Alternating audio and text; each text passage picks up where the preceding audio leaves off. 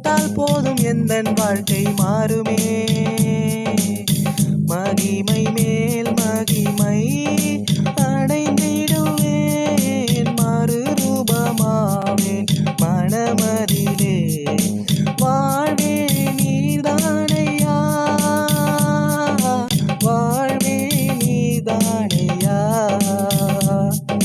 எஜமானனே, என் இயேசு ராஜனே. எபினேசரே ஆராதனை, என் துணையாளரே ஆராதனை. கர்த்தருக்குள் மகிழ்ச்சியாயிருப்பேன், என் தேவனுக்குள் களி கூறுவேன்.